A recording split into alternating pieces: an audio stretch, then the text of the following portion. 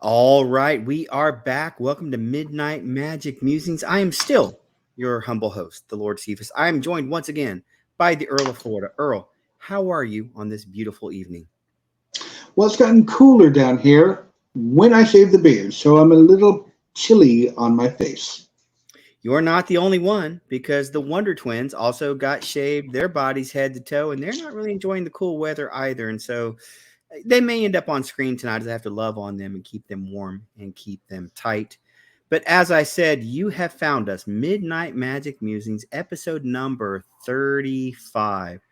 Earl, my math's not great, but that's getting us pretty close to 1/3 of the way to 100 episodes. Who could have ever thought anybody would watch us for 35 episodes, much less a third of the way to 100 episodes? What's wrong with y'all? I think that's an open-ended question that some people are not prepared to face because that asks us to be a little bit more introspective. And I'm not sure we're all ready to do that. We're extroverts here. That's exactly right. All right. Well, let's get right into it. This week's episode, we are going to do another Triple M Overtime. Now, if you're new to the program, you're wondering, what is that? It simply means we are going to talk about what we want, how we want. We're going to rant. We don't have official topics that we follow a script. We're just talking about what's been bugging us this week, things we like, things we don't like.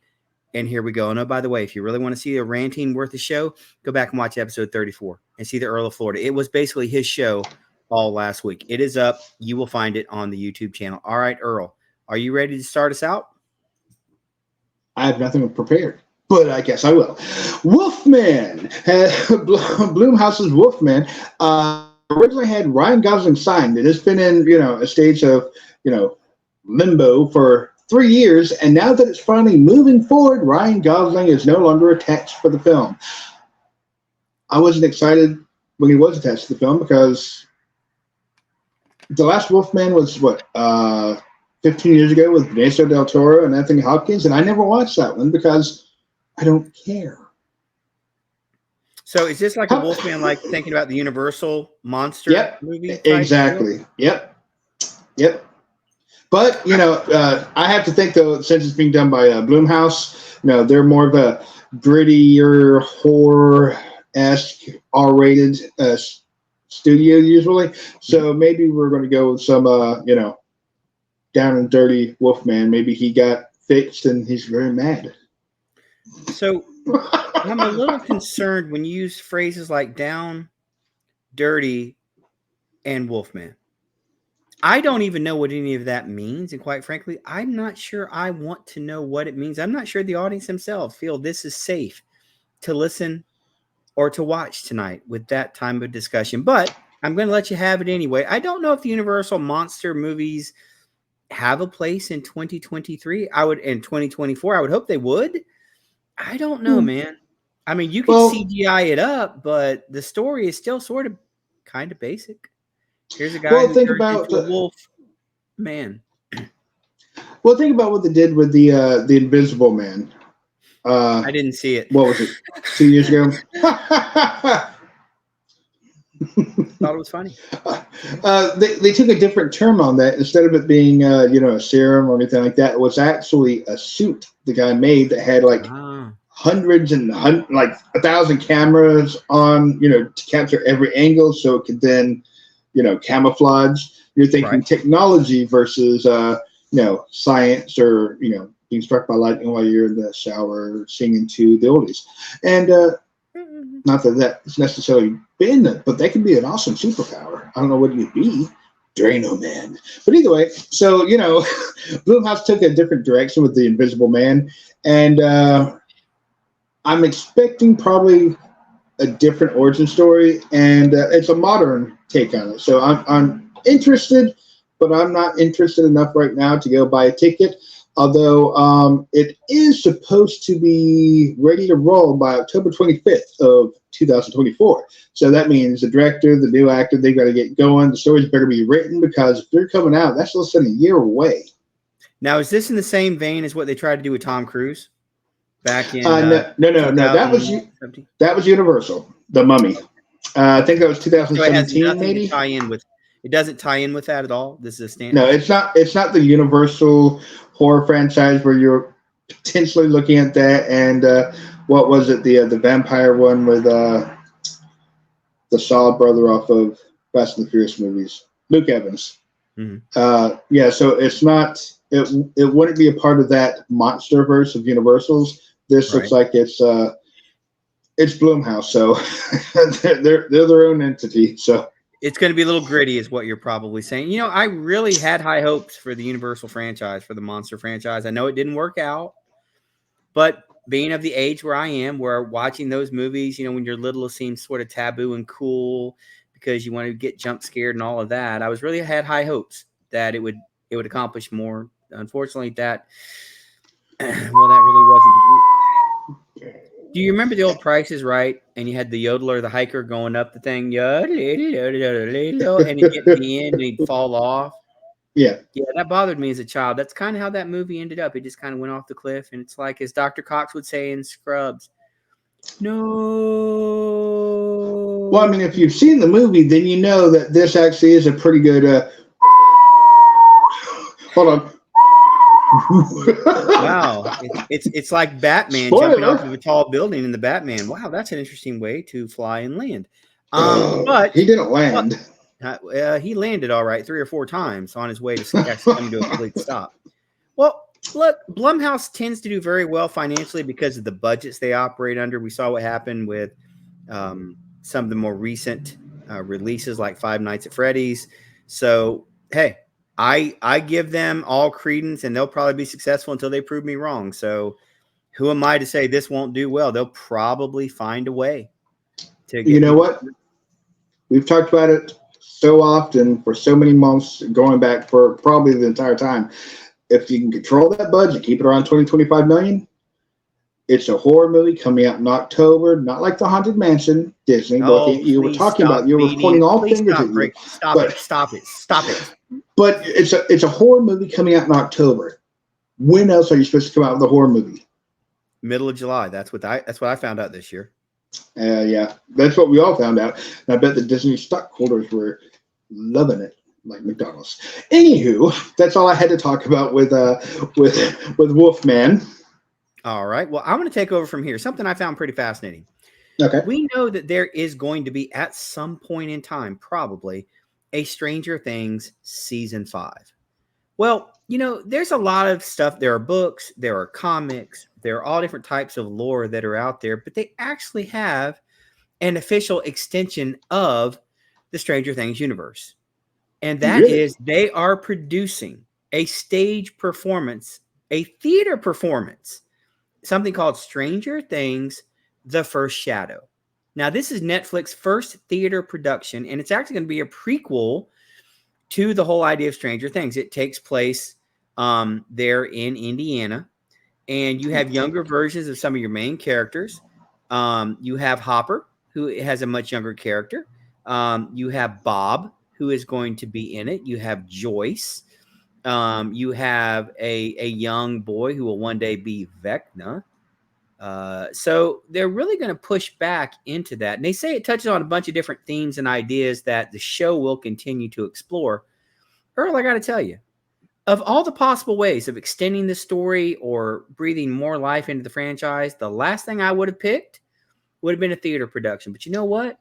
I've heard of Stranger Things. You're very good. Well done. It's so crazy to think about. It's so kooky that it'll probably end up being an extreme success. What do you think about that possibility, about maybe seeing where the Hawkins lab is, or what Dr. Brenner was like when he was younger, before he got involved with the government and all these secret projects? What do you think? Are we going to see representations of demigorgons? I mean, you know, are we going to get a look at the Upside Down? What do you think this plays out like, and how successful do you think it can be? So yeah, the problem when you start playing with prequels after having an established beginning is, how can you connect the prequels to what people want to see from the original series? And so I don't know how they're going to do it. Maybe have them start connecting to the Upside Down, maybe via nightmares, so that, you know, they could write off what they experienced as just some bad jalapeno poppers or fried chicken and pizza with a cereal doesn't mix well and it causes indigestion and odd nightmares. Yes, I would imagine it would. But I mean, how could you can't really have them go to the Upside Down or any of this unless you play the card that we've seen played many times before of prequels going back is you can throw them into the deep and let them experience all these things and then somehow remove that memory of it. Well, one of the things that was talked about is the mythology in the show as a whole can get really complicated really quickly, right? Even if you're immersed in the series, it's still you sometimes have to stop it and talk to Lady Steve and say, what was that? Or she'll ask me, what does that refer to? And we'll think about it if it doesn't come to me right away. Like, oh yeah, that's right. It was season 1 this, or season 3 they talked about this. But from what the directors and the writers have said for season 5, it's going to get even more complex in season 5. And just kind of be like, okay, they say it's going to be in a really fun way. I tend to believe them because really Stranger Things has done a good job of morphing the horror into the nostalgia of the 80s, especially us kids who grew up in that. And so I look forward to see season 5, but I'm really looking forward to the possibility of a theater presentation of Stranger Things, a prequel done as a theater production. I'm here for it. Okay. It's so crazy. Why not? We always talk about stand out in a crowded, marketplace. Well, guess what? This is going to stand out. I got to give it to Netflix. They're willing to take risks, and nobody done this before. We've had Broadway shows become TV shows and movies, but we've never had, an ongoing show go to stage and go, let's do prequels. I mean, the closest I think in recent memory we have the Harry Potter series, and they did a continuation 15 years later or something like that. Sure. The Cursed Child, and that was a continuation where you have everything's going forward. This is a prequel, so it's definitely going to be unique. Netflix is taking that risk. Well, and you know what? Why not? Because right now, really, they lead the streaming wars. Whatever, the streaming wars actually are or are not at this point. They're in the lead. They're still losing money, but they're not hemorrhaging as bad as everybody else. And so they're not losing $1 billion in one fiscal year. Just a random number. It's just a random number. I'm not pointing out anything specifically to anybody. Somewhere a fairy just lost their wings outside of Disney headquarters in Burbank. I hope you understand what you've just done. But anyway, please continue. Netflix. So, they created Stranger Things was created under their umbrella. They're branching out with that. They're branching out with cartoons, turning in live action, where we've got avatars coming out. Well, they've also set their sights, and not just set their sights. They've got it wrapped up. It's filmed. The trailer dropped recently. They reached into nostalgia factor and pulled out an old one. This is going to be a 4th movie in the franchise. We're talking about Beverly Hills Cop. Oh, yeah. Saw that. Netflix rolled it out, and I called my mother. So I'm like, Mother, come in here. You got to watch this trailer. And Eddie Murphy looks good. I mean, the man doesn't age. He's immortal. Cut his head off, Highlander. We'll just call him back when we take someone's quickening. It'll be fine. He'll come back. Yeah, well, there is that. We don't talk about that anymore. But we have Highlander 2 director's cut. Go watch it. And then go watch the Renegade version. Anywho, so you have some other people. We've got Kevin Bacon coming in. I'm thinking he's maybe the captain of the Beverly Hills police force, perhaps. Judge Gordon-Levitt's in it. We have returnings. We got Judge Reinhold. We've got Paul Reiser. So there's a lot of nostalgia, a lot of action in the trailer, and they threw in some younger blood and some popular actors in the form of Kevin Bacon. I would go see this movie. If it was to come out in theaters, I'd go see it. Nostalgia factor. I mean, it looks good as a trailer. I didn't get a whole lot of plot-wise other than the fact that maybe he's going to be burned undercover and they're going to think it's a dirty cop. Maybe I don't know, but you know what? I don't care. It's Axel Foley. Axel Yep. Foley. Well, you know, What do you you said think? Judge Reinhold is coming back. You Yep. have John John Ashton. Austin. You have John Yep. Ashton, who we all remember because you had Taggart. I'll tell you President who's not Roosevelt. coming back is Bogomil. Ronnie Cox, one of my favorite actors in Hollywood, will not be coming back. He had a scheduling conflict, and he said the script didn't interest him. So, unfortunately, he will not be coming back. And then Bronson Pinchot. Well, he number 3, right? What's that? Yeah, and number He'll 1 be and back, number 3. and he'll be back in 4 as well. So, you know what? It should be interesting. I look forward to seeing what exactly they come up with there. But yeah, that's interesting. Netflix again, man. They just seem to tap into it. And speaking of Netflix, one more time. So anybody that knows science fiction, action, blah blah blah, Rebel Moon is going to be dropping at the end of this month. As Zack Snyder's ode to Star Wars and science fiction and just cinema glory, woo-ha. Well, in the movie, we're going to have Charlie Hunnam, who plays from what I can gather, a Han Solo-esque character, smuggler, pirate, scruffy-looking nerf herder. Yeah, well, Lone Star. Only one person was that memory. But recently he was asked Green Arrow, and if there were a lot of rumors about Green Arrow perhaps joining the DCEU under Zack Snyder back in the day, and Charlie Hunnam actually came out and said that Zack Snyder didn't offer him the role of Green Arrow, but Warner Bros. Did. And he didn't go any more detail. So my question is, would it be Warner Brothers when Zack Snyder was there, or are we talking maybe something more recently? Because why would you not say Zack Snyder, who was the man behind the shield, the costume, the cow, running everything? So it would be Zack Snyder who would say, "Charlie Hunnam, you want to do this?" But he specifically said Zack Snyder did not offer him the role, but Warner Brothers did.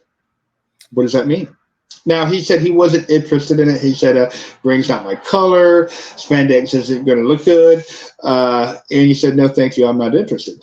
But does that mean we may be seeing a Green Arrow casting in the near future? I got somebody in mind if you're interested. And who would that be? Stephen Amell. I'm just saying I got a guy. Well, you know what? If you're not going to give me Justin Hartley, I'll take Stephen Amell. Godfather Gunn, start incorporating some people that we know could play these characters into the DCU. Yes. I don't, outside of an Elseworld or one of those, brief cameos in the Flash, I don't see them ever doing that because that's not their stamp on the character. But, for the fans of us who stuck around for 8 seasons of Arrow, it would be kind of cool to see that get paid off. And let's face it, Grant Gustin could not have done any worse. Could it be one? Look, Grant Gustin could have done a Flash musical, and I'd have watched that and enjoyed it. I'd have been okay with that, but we didn't get that either. Nope. All right. Well, I bring you some sad news, and unfortunately, Earl, mine is not going to be a happy topic, but it's one I did want to talk about, and that is, we lost a favorite actor of mine a couple of days ago, and that was Andre. At the mall? Oh, no, sorry. He passed away. Okay. And that would be Andre Braugher, who played Captain Holt on Brooklyn Nine-Nine brilliantly. He was also Frank Pimbleton on Homicide, Life on the Street for about 7 years in the 90s. If you ever go back and watch that show, he was the heart and soul of it. Him being locked in the box with a perp and watching him break someone down. Great actor, great timing, great delivery, and great presence. Everything he ever touched. And unfortunately, word came out that he passed away from lung cancer on Monday. So he died at 61, which, as you would know, man, that's way too young Yeah. for somebody to be passing away like that. And again, powerful actor, very popular. And by the way, funny as all get out. Oh, Who would absolutely. have thought that Frank Templeton could be that funny? But if you watch Brooklyn Nine-Nine, you know. And so I just wanted to take a moment to remember him and his iconic characters and what a character actor and how much I really enjoyed seeing him on screen. You know, Earl, we're getting to the age now where it's not as uncommon to have to talk about these kind of stories, because one day it'll be us, maybe not too far in the future. So, Only you know, did die young, so I live forever. I see you're like the Will Riker, huh? You plan to live forever. Okay. So our thoughts, our condolences to Andre Braugher's family. You know, he left behind a wife and several children, other family members. So shout out to them. Andre Braugher passed away at 61. He will be missed. He was a great actor, and we need more of those types of actors on the screen, both the big screen and the small screen. So I just wanted to bring that up and take a moment to remember his life and his contributions. Yeah. That is sad.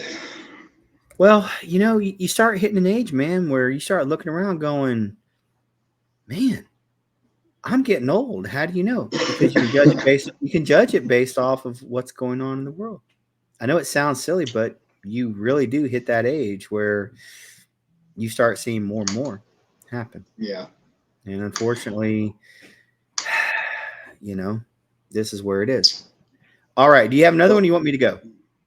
I'll go. I'll go another one. So, 4 movies down in this specific franchise, we are looking at a writer director, Gareth Edwards, potentially Thor 5. I have no idea what they were going to go with, but he's being eyed at to helm as the rumor goes along. So they're wanting to make another Thor movie, and I'm just. I don't know. I don't even know. Even if it was the greatest director, writer, producers involved, I'm just not sure I want to put money down to see this. I love Chris Hemsworth, but, I don't know. Can you get out from under the stink of the last movie and Taika Waititi, how he treated the character?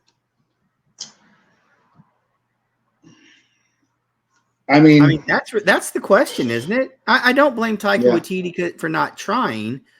I just think that he caught lightning in a bottle with Ragnarok. But I think that's an issue of he had Tom Hiddleston, Mark Ruffalo, he had Jeff Goldblum, Kate Blanchett, who was Hela. Carl Urban. You have all these actors and actresses who are fantastic and make anything good. I'm not saying that it was that type of movie, but he caught lightning in the bottle. When the next Thor movie comes out, I mean, let's be honest, you have Russell Crowe, which is really cool. You have Jane has returned after 37 years, but it just never got out of, well, it just never got out of first gear. And it was just, it kind of felt disjointed. And it was kind of like at the end, it was like, well, I'm done anyway, so I don't care. And that may not be how it felt, but it's kind of how it came across, post movie reception. Well, I'm done anyway. It was pointed out to me that Thor got to first base with Natalie Portman, but went all the way home with Mjolnir. And I was like, oh. They're like, that's how the movie was. That's when your choices are the romance between Chris Hemsworth and Natalie Portman, or Chris Hemsworth and a hammer, the movie's in trouble. No, Earl, we're in trouble on this show because you are completely unhinged yet again, this time in just a different variation. Acting like a variant, perhaps from the Loki series. No, go back and watch that movie. I won't, but go back and watch it. And it's like Mjolnir was an ex-girlfriend, and Stormbringer was a current girlfriend, and I'm like, but Natalie Portman was the actual girlfriend, so she was like the third wheel, and it was just weird. It was just It was too odd, but and I'll say this, and we won't beat the horse any deader than it already is, but every Marvel movie, the tone is pretty much the same. And you cannot do that all the time with a Thor or with a Captain America, which we'll have one of those, in about a year or so. The main characters that are the most popular with the fans are not goofy all the time. And if you're going to go goofy all the time, you're going to start getting the results they've gotten. I will argue you need, even if the serious is like, well, I don't even buy into it, but at least you took it seriously. At least you gave me something to try and sink your teeth into thematically and dramatically, and that seems to be missing there. And so, maybe the plus side is Marvel Studios is they are working on animated series, which is good. Can't be any worse, right? I don't even make that joke anymore because it only gets worse. So, I mean, we know they got season 2 of What If, that's all hyped up. We got X-Men 97, which is a continuation of the X-Men series from, what was it, 92? 93? Somewhere in there? 97. 96 or 97, yeah. We have your friendly neighborhood Spider-Man. We've got Marvel Zombies because of the popularity of the particular episode in season 1 of What If. But there's also plans for a Black Panther series, a spinoff or something called Eyes of Wakanda. So with something like that, you're thinking, okay, maybe the Eyes of Wakanda, maybe it'll be, the guards of the king or something like that, right? But this is supposedly the log line, which appears to point out that may be not quite accurate. A clandestine group of ancient cosmic beings living undercover on Earth are trying to protect the world without being discovered by humans. They find themselves entangled in a cosmic battle that could reshape the fate of the universe. That doesn't sound like Wakanda to me. That sounds like... Didn't I see that in Elementals? I think maybe we might see Marvel going, okay, we're not doing an Eternals 2. We can't go down that ride again. Oh no, dude. They are making an Eternals 2. They've announced it. What? I'm not joking. Look, I have friends who enjoyed it far more than I did, and that's okay. I'm not mad at you. But you've got so many hands doing so many different things. Now, this is in your wheelhouse, Earl, and you correct me if I'm wrong.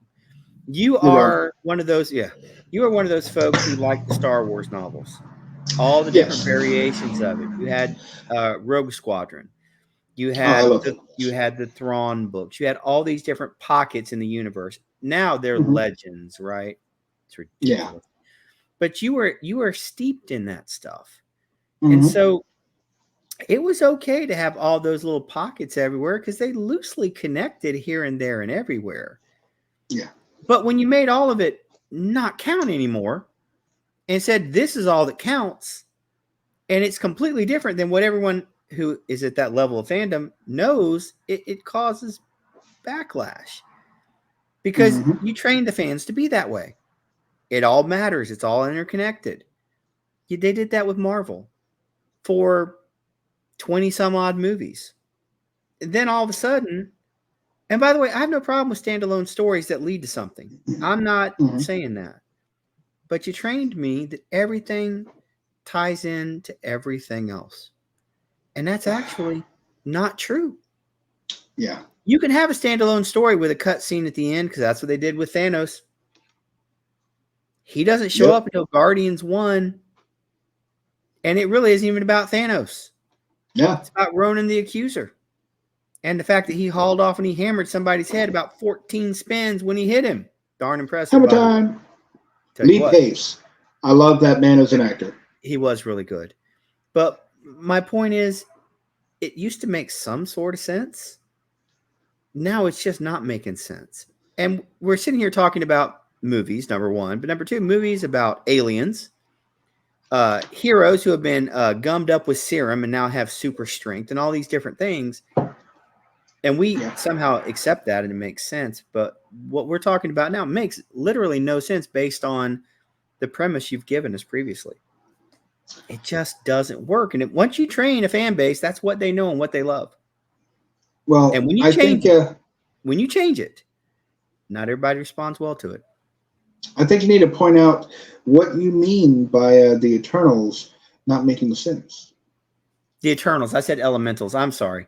I got the wrong E word. Okay, so they both flopped. It's okay. Let me just take a minute. Well, okay, to be fair, elementals didn't lose nearly as much money as Eternals. No doubt. Yeah, Eternals. It had legs and hung around for a good long time in a theater. So actually, it didn't make money, but it wasn't a complete disaster. And then it was also quite popular on Disney Plus. So yeah, but you make no money licensing it out when you pay a fee to put it on your own streaming service. Exactly. In fact, there was an article in either Variety or Deadline this week about licensed content is the thing right now in Hollywood, and I'm just like, you don't say, because you can get all kinds of money for it and not do anything other than go, here, sign this. Okay, it's yours. Sign this. Pay us the money. It's yours for 6 months. Whatever the period of time is, and then the licenses will either revert back or we'll reauthorize the license, and we'll get more money. Who wants it after that? Going once, going twice, 5, 10, 15, 20. You want it? Here, we'll license it to Fox and to you. But the Eternals, the one thing that sticks in my craw, you have a celestial coming up out of the water. And yet no series has ever spoken of it. Spider-Man apparently is not aware. Now, he couldn't web over there, but, he would at least be like, that's weird. I saw it on my phone. You don't see Captain Falcon. You don't see Winter Bucky talking about it. No, lay off of the Hawkeye. Winter Wolf. Hawkeye has gone home. He doesn't watch news anymore. He doesn't listen to the news anymore. Our friend Kate Bishop apparently can't get a passport to go check anything out. Miss Marvel, who is the ultimate fangirl, which explains a lot of the reasons why I think the character is not well received. Yeah. Doesn't apparently watch social media and know this. Captain Marvel doesn't know it. Star-Lord's now on Earth, but he's just catching up. He just started reading the newspaper, so he won't know for a while. Yeah. All these characters that are Earth-based. You telling me War Machine, who works for the president, doesn't know? Or the Sorcerer Supreme, or all the magicians at Taj Mahal. That's not what it's actually called. It sounds like it. You can't get it, can you? Nope. But I'll put another one out there. That was the one that, after I watched the movie, was the one that really got me. But while I was watching the movie, these guys are on Earth with superpowers. Mm-hmm. And, we're going to just sit this one out. The snap. No one's going to have anything to say about that. You're from outer space, and you see, you know what's going on, but you're like, nah, they got this. Listen, they did this in Netflix because they were licensed to Netflix. You had, what did you have? You had Iron Fist, right? Yep. Daredevil. Luke Cage, Daredevil, and Jessica Jones. Yep. The closest they ever came was talking about The Incident. Or the big green guy. The big green, I was just going to say the big green guy. And that was just enough to admit that they did live in the same geographic area where all that happened, but it didn't really affect them going forward.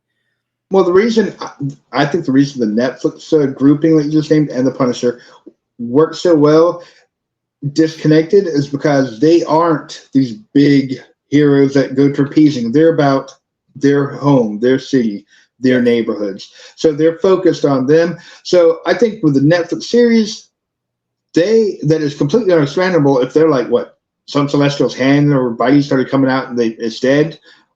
It doesn't matter. It's not here in Brooklyn. My point is, many comic book stories will bring in even street level characters into things. They'll get recruited to help out with something. They didn't address it. Not that they would have, because that happened before the Eternals movie. My point is, you have major plot holes you're ignoring, that you're creating. This is not about me and you sitting on the couch thinking, hey, man, what do you think about that? I don't know. Let's think about it and talk about it. No, these are just obvious things. Well, I know how they're going to fix it. I know how they're going to fix it all. Ignore it? No, until it's season done? two. Season 2 of She-Hulk. She can go back there and start working with the writers, redoing frames, changing things. You know, that's a horrible thought, and yet I could actually see it happening had they not canceled She-Hulk season 2. Mm, Oh, but guess what? Guess who's coming into the movie franchises? Werewolf by Night. really? That's what I From hear tell. now, is it Werewolf by Night from the little The Neuer special, one? the It special that they is did on. that Yes, one. they're supposed to roll it into somehow tied into Shang-Chi. You know what? Give me him. Give me a Man Thing. Those they. I didn't care about Elsa Bloodstone. I didn't care about any of the other She's crap. coming back too, by the way. I reiterate, I don't care about Elsa Bloodstone. I don't care about any of their crap. But Werewolf by Night's actor and Man Thing, they had some chemistry that was just funny, and you couldn't understand what the one guy was saying half the time. But I mean, you know what I'm Right. talking about. Like at the very end, when they're going back and forth, and you're hearing one side of the conversation, but you know exactly what's being said. Right. That was gold. I'm like, I can watch these two. Yeah, But and again, but unfortunately, ratings-wise, yeah, people didn't. And so I'll just say this. Going from TV to the movies is a whole lot harder than leaving movies and going to television. Now, when we were younger, it was the kiss of death, if you remember. Do you remember Chris O'Donnell, who had a nice little yes, run in the 90s, and then he yeah, gets signed up Robin. for NCIS Los Angeles, and Mm-hmm. everybody was like, oh, his career is over.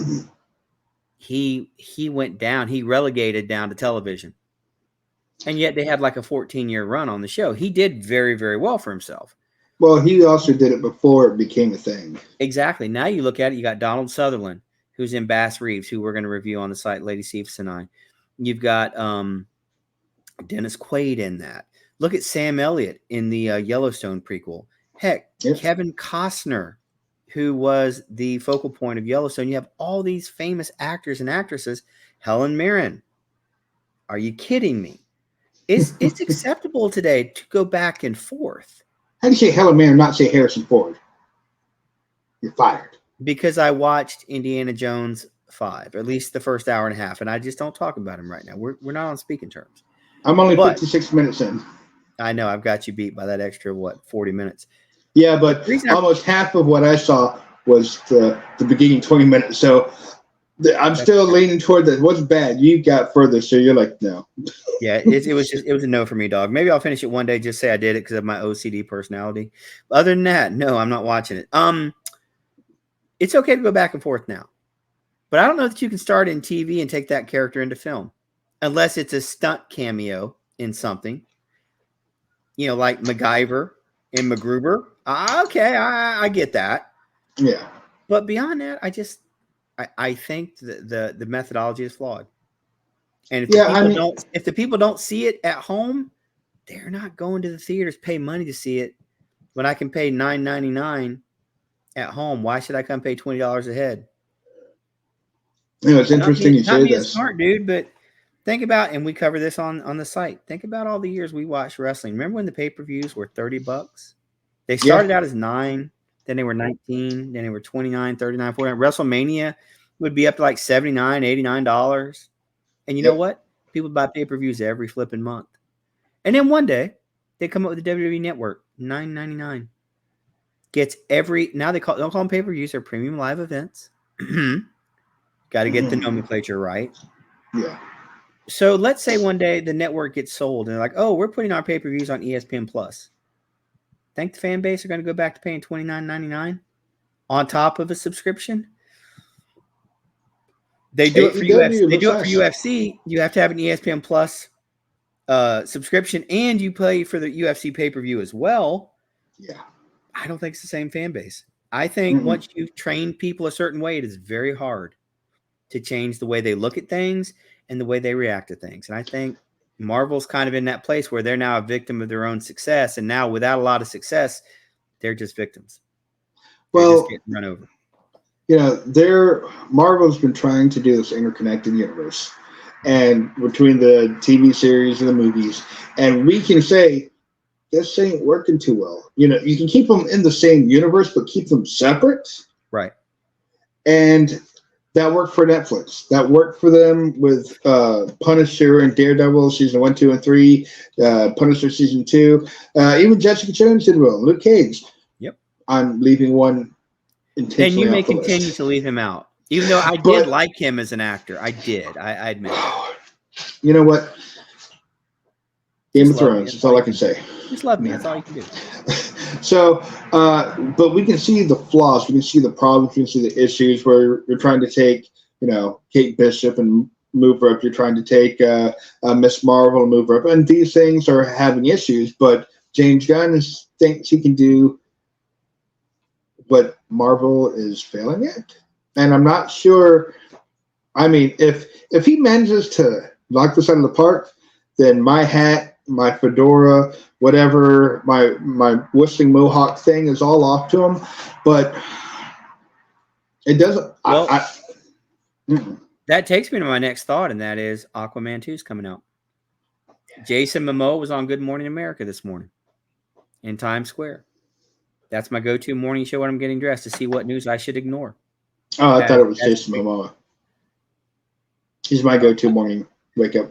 To each their own, man. To each their own. I know that your mother has a little figurine of him in her room, and we'll leave it at that. Who do you think gave it to her? That's for the after hours show. You have to be a Patreon subscriber to hear that discussion. But please no. I really hope it does well. But I'm pretty well convinced that everything is DOA from DC until James Gunn's movies come out. And then at that point, the bar has been set so low, you better have some kind of hit. It doesn't have to be $1 billion movie, but it better be a win. You got to start stringing together singles before you start hitting home runs, and they need some singles right now. Heck, they'd take an intentional walk if they could get on base. Yeah. Well, we've talked about this a lot, and I swear that the last year's worth of DC EU movies coming out have been intentionally sabotaged to set up. I know. That is your belief. I mean, I watched Aquaman. I watched Aquaman, and I loved the movie. Okay, I'm like Aquaman, but I tuned in because of some of the cast in there, and I was disappointed. Jason Momoa, he was born for that type of role. He was perfect for it. I mean, it was just perfect. Nicole Kidman, I'm not a big fan, but she was good in it. And you had all these different. Obviously, I love Dolph Lundgren. So anything with Dolph Lundgren or William Dafoe just makes me jump up and down with glee. You get to see Jango Fett, Boba Fett, all the clones. Poor Tamora Morrison, poor guy. He better be making like a lot of money off those Attack of the Clones trainings because he's like they actually showed him signing a Boba Fett helmet and giving it to a Make-A-Wish child this week. I thought it was very, very cool. That's awesome. That's all the little boy wanted was a Boba Fett helmet. That's cool. And he signed it and gave it to him. So hats off to him. I like him as an actor. He got shortchanged so hard. So hopefully he gets a little bit better run in Aquaman 2. I mean, he's in the trailer, in the commercial. Yeah. Well, I can hope, can't I? I can hope. You can hope because I'm going to hope with you because I really did enjoy the first Aquaman, and the second one, James Wan's back, Jason Momoa's back. I mean, almost everybody in the first movie is back in the second movie. Even the big bad in the first movie that wasn't killed. Take a note, people. He wasn't killed, and the trailer hints at a possible redemption arc, which I think would be cool because that'd be more in line with the some of the different storylines from the comics. So in one, you have him to be the big bad. Sometimes he's not. But either way, I really want this one to be good, but I'm afraid that it's been sabotaged. I'm afraid, there's a whole field of people on the computer getting ready to start typing in this movie sucks on Rotten Tomatoes to bomb it. I mean, I want it to be good. I'm going to stand behind James Wan and the cast of Aquaman and Aquaman 2. And I'm going to give them the benefit of the doubt until I see it. And I will go see this in theaters. Even if it's a drive-in, I will go see this in theaters. So, Earl, just to kind of test your fandom right now, what is the last movie you took the kids to the drive-through to see? Oh, let's see. What was the last movie I took the kids to see? Not counting the Oh, one well, that was flooded out, because you did have one oh, you no, went to and it was flooded yeah, out. all the way there. Avatar, Avatar 2, and before that was Ant-Man and the Wasp, So you're talking about Quantumania. January, February of 23. Yes, yes. My last two movies I went to see, Guardians 3 and the Super Mario movie. Okay, I And I respect it. saw those. I saw a double feature. And by that, I mean I had 2 tickets, so I used them back to back. Lady Cephas and I. Well, I went and saw Aquaman, or not Aquaman. I went and saw it was a double feature at the drive-in. I saw Ant-Man 3 and Avatar 2. So Because you're a man who believes in hurting oneself, and I love you and I pray for you that you will stop hurting yourself, because that's obviously a cry for help. well, my kids love Avatar, and they liked Ant-Man and the Wasp. Some of them liked certain aspects of it. Some of them liked certain aspects of it. Well, can we The just agree that kids sometimes see value in things that adults don't, and be okay with it? Can we just be my okay two with it? young my two younger ones love Eternal, and they're 8 and 9 right now. But they were obviously like 7, 8. But they Sure. loved it because it good guys were beating up bad monsters. In their world, that's perfect. And you know what? If you like it, I'm not going to pick on you for liking it. If you hate it, I'm not going to pick on you for hating it. Let the little ones be little ones. Let adults like what they want before we start. And so here's what happens. People say, "Oh, well, they're review bombing it." Maybe in some cases, but you know Maybe what? I've seen review bombing in the opposite way, where you had all these, "Oh, it was the greatest movie ever." It literally was not. the greatest movie If in you want to cinema say you history. enjoyed it, I'm never going to argue with that. But to No, sit no. there and say it was a cinematic masterpiece, a la The Flash, which may have been the greatest movie ever made. Now I know you're just yeah. Now I know you're just lying to me. Stop it. It's like Dr. Bashir talking to Garrick on Deep Space Nine. The stories you told, were they true? They were all true, even the lies, especially the lies. Yes, that's how I feel about some of this stuff. It's like, okay, what side are you on? And you're going to evangelize for the side that you're on, and we're all over in the middle going, y'all both suck. Let's We be just want to have a honest. good life. Though let's be honest. There are movies out there that are horrible. Okay, but there are some of us that find diamonds in the rough of these movies that we like them. We can't, we'll watch them in the dark so nobody knows we're watching this movie because we'll be That's true. judged. Or, That's true. or there are some great masterpiece movies that I'm like, yeah, I don't care for it. But, if you say that, you're in trouble. Everybody's like, you don't understand what art is.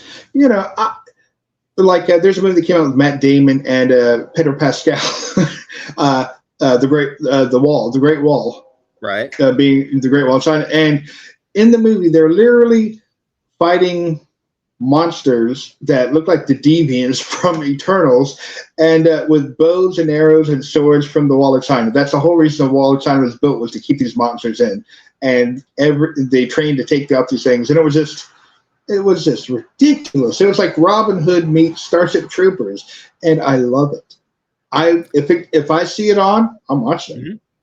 And that's really the But test, isn't it? If you see it on, you'll click on it and watch it till a commercial and then flip away. But for those few minutes or whatever, you'll watch that. Listen, you were there. I'm an infidel. I hated 2001: A Space Odyssey. I had to watch that in school for one of my film classes. I hated it. I could not wait for class to be over so I could get out of there. I'm like, can I play on my phone? No, because it brightens up the dark room. Dadgummit. I didn't like it, but I'm in the minority because it is a famous movie because Stanley Kubrick directed it. Big deal. I don't care. It didn't do anything for me. You know what movie did? You know what movie did? Did you comb the desert? You think we're being too literal? No, it's comb the desert. We're combing the desert. Earl, you and I need to do something on Spaceballs. Now, we have a series on the channel about greatest movie of the 80s. Broken Ansible will be back where we will be, I believe, reviewing at least the very first Ewok movie here on Gotta the watch channel. the second one too.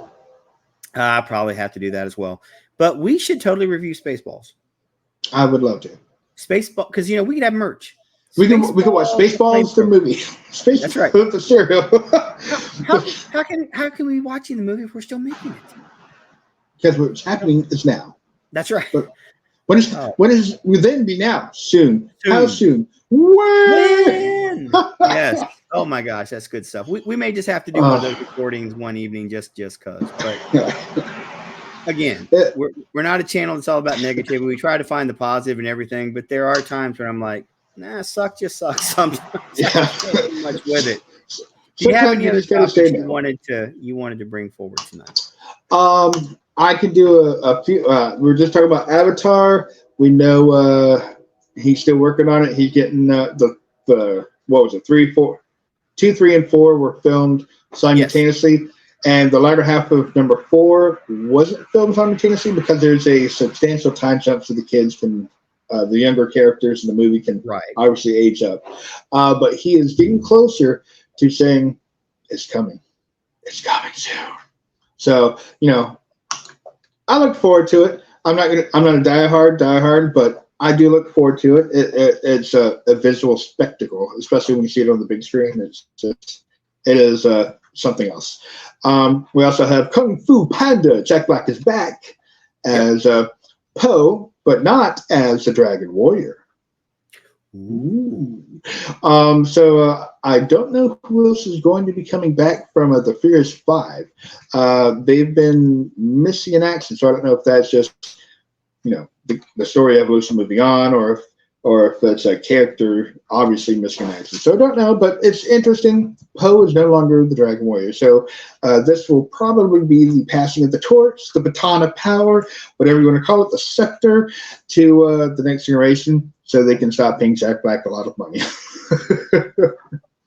Well, you know what? Dude is a talented man. That's all I'm going to say.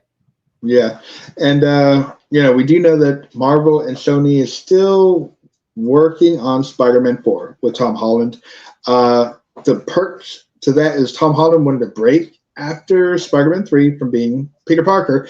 And so I think even though it was on purpose, the Screenwriters Guild and the two different strikes we had kind of helped give him that little cushion of time. So I'm pretty sure he's as they're getting him ready, he's looking forward to doing another one. And speaking of younger people, we know we have the Percy Jackson character from Percy Jackson, the Netflix series, not the movies, is being rumored to be playing Kidpool in Deadpool 3. Really? What that means, I don't know. I have no idea who Kidpool is. I'm assuming it's a kid version of Deadpool, or it's a Kidpool. Well, either or. Do you know who Dogpool is? Because Leslie Dogpool is in the movie. Dog Drool, I know. Dogpool, I don't. Why? Why are you? Because I can. Part of my charm. That's what. Is it? That's what I was told. As they made me stay 50 feet away. I don't know what that means. I don't think you're supposed to confess that on an open recording, but there allegedly, you go. Allegedly. All I can say is I love Ryan Reynolds, but I'm no longer allowed to get his autograph. I don't know what that means. And that says a whole lot because he likes pretty much everybody. So if you got to stay away, you're just a weirdo, dude. Well, considering Deadpool, he is Deadpool. You can switch over. My last thing I have is Paramount has a trailer that dropped called If, where a girl discovers that she can see everybody's imaginary friend. And then she has that superpower. She embarks on a magical adventure to reconnect with other forgotten imaginary friends, and Ryan Reynolds stars in it. So it's almost like the purple dude from Grimace, from McDonald's. From McDonald's, yeah. It looks like Grimace, except he grew his hair up just a little bit. Or the mascot from Western Kentucky, but I digress. So, I mean, I wonder how much they dropped on this because Ryan Reynolds does a lot of stuff that's gold because he's involved, but this one also looks like it's aimed at the younger audience. So where Free Guy was obviously they into the video games and the Which I online. really, really love that movie. It was amusing. I love Chris Evans going, "What the?" Easy there. Easy there, Chief. Yeah, I like that one too. I'm sorry, just but Chris Evans being in that just to react to Yeah. the Shield was just iconic. But and then he had that the Adam Project on Netflix that did very well. And you watch that and you're like, man, somebody watched Star Wars the night before they wrote this. Yep. And so this one, it might be kind of like a Monsters Inc. version with Ryan Reynolds as a live action, just enough to get, it might hit a completely different set of fandom. And you know what? Ryan Reynolds is on fire right now. As you can see the scars during Deadpool. He was literally on fire. Well, I got one last thing. We're going to save you before you get in any more trouble. I got one last thing. And the other evening, I couldn't sleep, so I was just scrolling through YouTube because that is my national pastime. And I was going through cartoons of the 60s, 70s, and 80s because sometimes you just need a little nostalgia to make yourself feel good. Remember when you were young and you could have fun before we were adults and we were busy all the time? No. And I was watching a bunch of cartoons and a bunch of the themes from the cartoons I used to watch. And, you kind of hum along with them. It takes you back to being a kid. But I started thinking, stuff we cannot do today. Johnny Quest. Oh. Not happening. Yeah. I then turned on Chuck Norris Karate Commandos. Check it out. If that surprises you, how about the fact there was a Rambo cartoon? Yep. The fact that he was, a killer in multiple movies, got his own cartoon that ran for like 100 and some odd episodes and he never killed anybody. Australia. If that surprises you, I got one more for you. At one point, Mr. T had his own cartoon where he basically traveled around with a bunch of gymnasts who helped solve crimes, stop world threats. Had one of the best theme songs you'll ever hear. It ran a little long for a while, but I encourage you, seek out Mr. T cartoon from the early to mid 1980s while he was still on the A-Team. Do yourself a favor, Earl. Watch it. And as you watch it, and it washes over you, think of me. What about? I recommended it for you. What about Michael Jordan, Wayne Gretzky, and what was it? Bo Jackson. Yeah. Pro Stars. Yes. That was a pretty good theme as well. The show mainly wasn't so great, but the theme song was pretty good, actually. Yeah. Back when we had theme songs for shows, now we just kind of skip to the end of it. Yeah. Unless you're like longer SVU. Yeah. We're on a time crunch here. Yeah, that one was good. That was like 89, 90, 91, somewhere in that range. That was an NBC cartoon. That was still there when they had Captain in the Game Master. Oh, I remember that. Do you remember Cowboy Mesa? Yes, I do. That was the bull, right? Yep, the bulls. Yep. And then yeah. Do you remember Brave Star? Do you remember Brave Star? Was he the one with the star over his eye, or is it a different thing? That's a different one. He was a star sheriff. You have to go back and find it. That one was a syndicated series. There were so many syndicated shows back in the day, cartoon wise, that maybe one day we'll just do a show on our favorite cartoons of the 80s and 90s, just random stuff that we'll have. Darkwing Duck. Let's get dangerous. In fact, I have a Darkwing Duck shirt, but I've lost so much weight. It's now super big on me. It could be a night shirt. Just saying. I will not be modeling it. Don't ask. Turn it to a cape. It's pretty close, actually. I may wear it to Disney when I go this weekend. I'll be down there for some work, so we'll see. Hey. Maybe I'll be streaming live from there. You never know what'll happen here on the Midnight Magic Musings channel. And with that, we're getting ready to draw this to a close. We thank everybody for listening. We thank everybody for watching. If you have not already done so, go ahead and click the like button. It really does help us with the YouTube algorithm. It helps us grow the channel. Click subscribe. Turn that subscription button to gray. Select all because you just never know what's going to show up. I do terrible dad jokes almost every day. The Earl will pop in with a terrible dad joke, unannounced, unexpected, and it was good. Unwanted. Yes, that's true. I actually had a comment today on one of our jokes that was, it actually got held by YouTube standards because of what it said. That's a first for us on the channel, but we appreciate all your feedback, all your comments, your critiques, your criticisms, your praises. We'll take it all. Share this thing out on your social media platform of choice. We do appreciate it. All right. We will be back next week for another episode of Midnight Magic Musings. That'll be episode number 36. Broken Anson will be joining us with another movie from the 80s that may be the greatest of all time. And Earl, we might just have to record one as well. So on behalf of the Earl of Florida, I am still your humble host, the Lord Cephas. Have a great evening. Have a great day. So long, everybody.